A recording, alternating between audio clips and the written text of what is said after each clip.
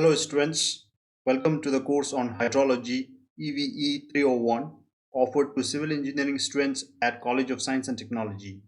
I am Kirtan Adhikari, faculty at CST. See you in the course. Today we shall study on infiltration indices. A constant or an average value of infiltration is known as infiltration indices. So there are basically three types of indices. These are phi index, W index and Fab index, among which phi and W indices are most common, whereas Fab index are rarely used. It is found convenient to hydrologists to use a constant value of infiltration rate for a duration of the storm. So the average value of infiltration rate is infiltration index. By definition, phi index is the average rate of rainfall above which rainfall volume equals to runoff volume. It is representation of average infiltration. The initial loss is also considered as infiltration when we compute phi index. If the rainfall intensity is less than phi, then the infiltration rate is equal to the rainfall intensity. However, if the rainfall intensity is larger than phi, the difference in rainfall and phi equals the runoff volume, and it is known as rainfall excess or effective rainfall, as shown by green color in this heatograph. This led us to the next topic, that is the procedure to compute phi index. In a heatograph, let's say there are I pulses, each pulse with the name I, capital I of I, where small I indicates the sequence of the pulse, and let RD be the total runoff volume expressed in depth of water over the basin. So we know that total precipitation is the rainfall intensity times the duration. Each pulse times the duration of each pulse, that gives us the total rainfall over the catchment. Now we have also studied that the runoff volume is equal to precipitation minus the losses. Here losses is the phi index times the duration of effective rainfall. Effective rainfall here are the pulses which has more value than compared to phi index. So these are the pulses also known as effective rainfall. So in this equation, RD would be given. To compute phi, we need at least the runoff depth and the precipitation. Then only we can compute phi. Here in this equation there are two terms that are unknown, that is phi value is unknown and the duration of effective rainfall is also unknown, because this effective duration depends upon the phi. That's why there are two unknowns in this equation. Now we cannot solve two unknowns from one equation, therefore we have to use a trial and error method to solve for phi. In each trial, number of rainfall pulses with excess rainfall is assumed. Accordingly, the duration of effective runoff is calculated, which is equal to number of assumed pulses times the delta T. The value of phi that satisfies the condition on the assumption is considered. So that is the value of phi which we are looking for. And the entire process is in fact based upon the conservation of mass, which means the total precipitation minus losses should give us the total runoff. With this, let's solve a numerical. The mass curve of an isolated storm in a 500 hectare watershed is as follows. Compute the phi index. The total runoff generated at the catchment is 0.340 million meter cube. Now notice here, the runoff is given in terms of volume, and we have to express this in terms of depth if we want to use the earlier equation. So area is given, volume is given. If we divide the volume by area, yes, of course we have to use the same common unit, we get the runoff in terms of depth.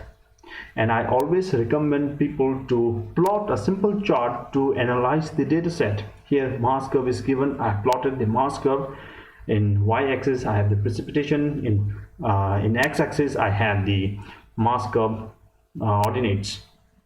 So this is the mass curve, and further if we subtract the current value of mass curve, if we subtract the previous value from current value, we get the current rainfall value. So likewise, if we subtract 0.0 from 0.8, we are going to get the rainfall at between 0 to 2 hours. Likewise, we can subtract 2.6 from 2.8, and we are going to get rainfall at the 4 to 6 hour duration.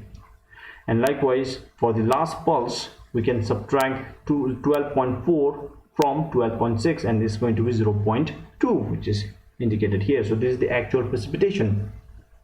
Further, what we can do is, once we have the actual precipitation, which I have just shown you how to calculate, we can find the intensity. Remember, time is given 2 hours. Delta T here is 2 hours, but the intensity, the unit for intensity is centimeter per hour. So we have to convert this into centimeter per hour. This is centimeter per 2 hour. So when we convert it, we simply have to divide by 2.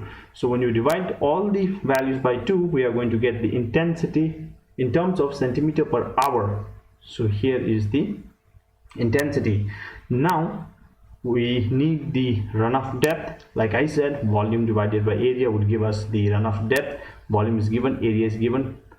Make it into same units and then do the division, and you get a unit. Since I'm playing with centimeter, so I'm keeping the runoff depth at centimeter. And like I said, we need a trial and error method to compute the phi. So to begin with, let's assume number of pulses with excess rainfall is 9 pulses. Since there are 9 pulses, I'm just considering all.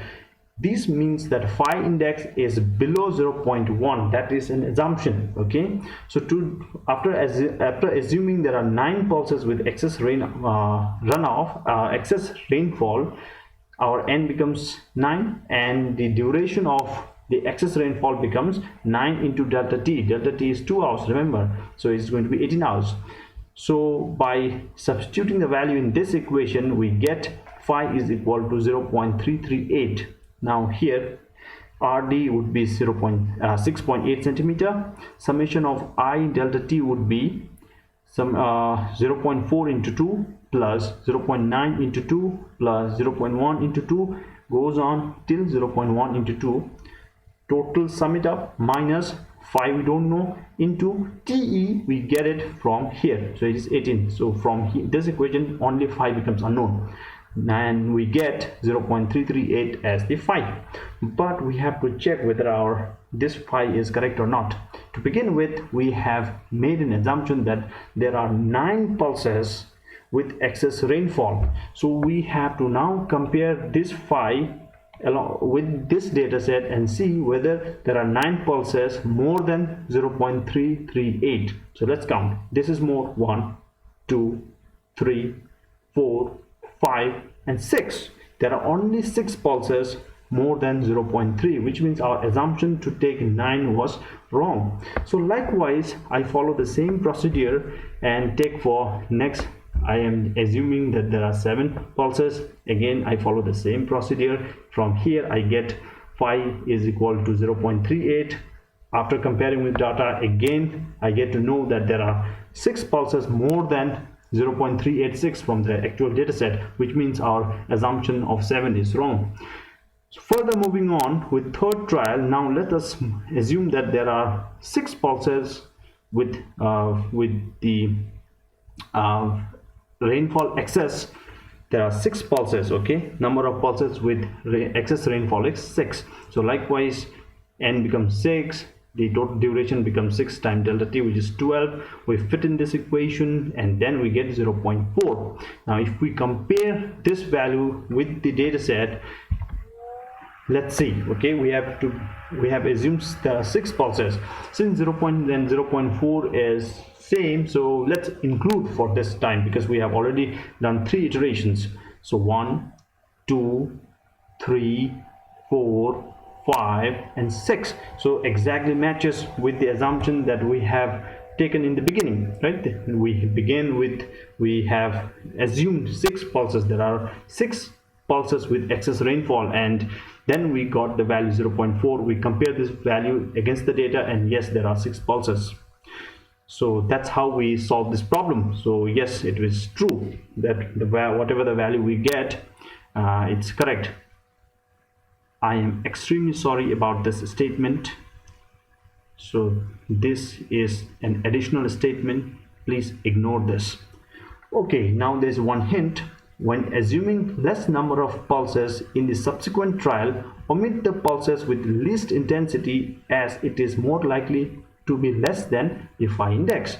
So when I took first 9 pulses, I considered all the pulses. When I took 7, I omitted the last 0.1 values. Likewise, when I consider the 6, I then omitted the last whatever was remaining. Okay, I just omit the last value or the least value from the series. With this, let's discuss the next index, that is W index. It is considered as an improvement over phi index in the sense that surface storage and interception losses, or the initial losses, are considered in its computation.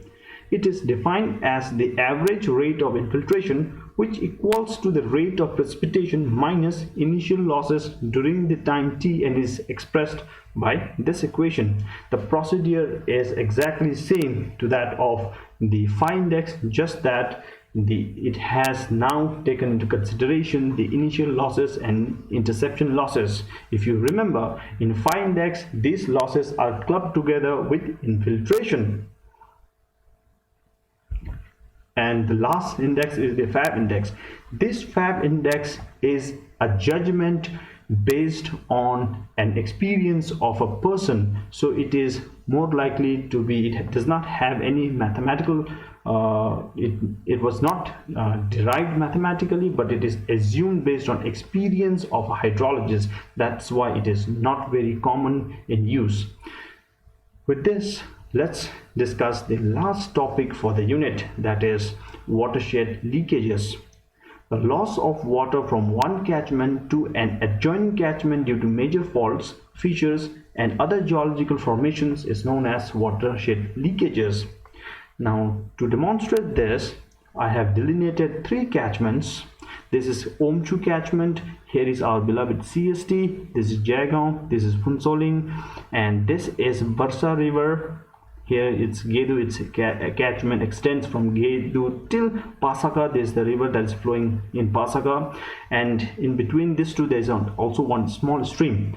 But the focus here I want to focus here is, I want you all to focus on these 3 catchments are joined together, right? Because there is a one ridge line that is separating these 2 catchment. And if you rightly remember, we apply water budget equation to do the calculations. To do the calculations of any hydrological calculations are there, we use the system approach, whereby we use water budget equation, which means all the rainfall falling over Omchu will only be draining out at the outlet. That is our assumption. But if there are some geological formation which is draining out the water from Omchu to this catchment, then that is known as watershed leakages. And from our equation, these losses are not considered. Now this can lead to a huge error. So that's why this watershed leakages becomes important for us to discuss. But it is very difficult to identify and do the assessment of watershed leakages. With this, let's also solve one more numericals on the topic phi index. So here again the mass curve of the rainfall of 100 minutes duration is given. If the catchment has initial loss of 0.6 cm and phi index of 0.6 cm per hour, calculate total surface runoff from the catchment. So here every 20 minutes the rainfall is given, the mass curve is given here. Again, if you subtract the previous value from current value, we are going to get the actual rainfall at current time. So 0.5 minus 0 would be 0.5, 1.2 minus 0.5 would give us 0.7, 2.6 minus 1.2 would give us 1.4. Likewise, 3.5 minus 3.3 gives us 0.2. So this is the actual rainfall. Now to find the actual surface runoff, we know that rainfall minus losses, we need to subtract the losses.